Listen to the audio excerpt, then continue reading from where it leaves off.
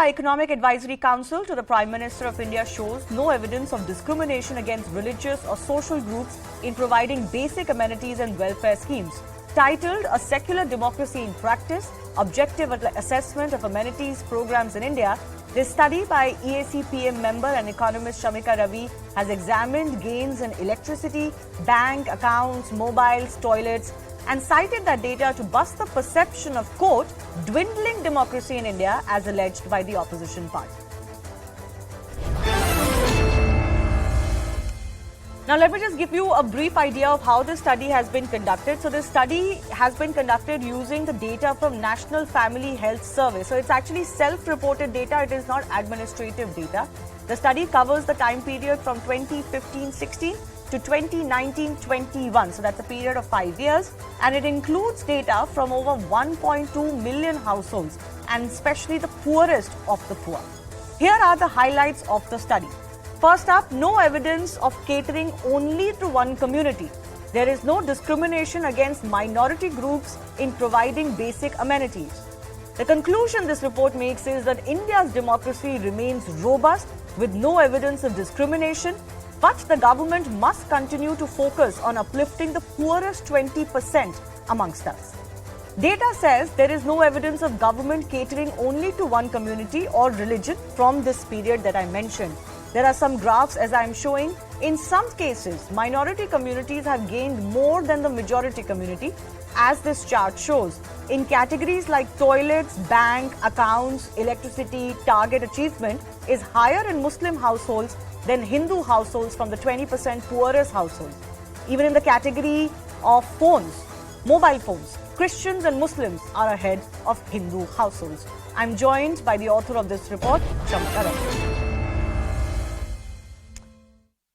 Shamika Ravi, thanks a lot for speaking to us. I want to first begin by understanding from you, why was this study done? Was there any particular need felt? Was this sanctioned for a particular reason? Why was this felt necessary? No, nobody sanctions such studies. Basically, you see, there is something fundamentally flawed in the way the current rankings you are seeing in terms of the democracy, and you are seeing some studies come out and basically paint India as a country where democracy is weakening. Right. Now, just ranking democracies and autocracies across the world, it's a very, it's a simple exercise, meaning do you have free and fair elections? Does everyone have vote? Do you have peaceful transition of power, and is there a separation of the power between different arms?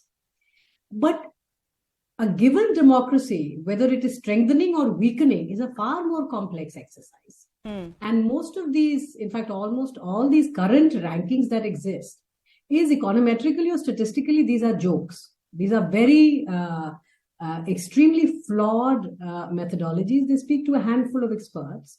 We don't know who these experts are, but even if we knew, statistically talking to such a small group of people on a perception-based uniform survey is not the right way to look at how a country like India, how is the democracy doing. So we're a very large country, 900 million electors, more than 100 languages. So you really have to look at data objectively, and that too representative data, Shiva. I think the point here is, we're not saying looking at government data. And that is, I think, the strength of this analysis and this paper, that we basically look at self-reported household data. So this is not administrative. These are household reporting. So if anything, this is an underestimate of what reality is. Okay. So when you look at 1.2 million households over 5 or 6 years of Modi administration, from the first year up until 1921, right. This is the National Family Health Survey. We started looking at the bottom 20% and seeing, the idea was, there's so much noise around discrimination and declining majority. The attempt was to carefully look at the data and say, is there any discernible bias? Is there any discrimination in the administration when it comes to providing basic amenities? So we study around 6 amenities, big schemes. Pertaining to whether it's financial inclusion, so Jan Dhan account, whether it is mobile telephony, electricity, water, LPG, etc. And we find absolutely none. We don't find any discrimination or bias across religious groups, across social groups, so SC/STs, etc., or across geographic clusters. Because the geographic cluster one is not as obvious. Religious groups, it's easy to look at them. Geographical clusters, I think the reason it's important to study is not all districts in India are homogeneous. We have districts that are Muslim majority, we have districts that are Sikh majority, districts which are Christian majority, so on and so forth. Now, it's important to understand that if an administration really does want to discriminate, it's quite easy to do that.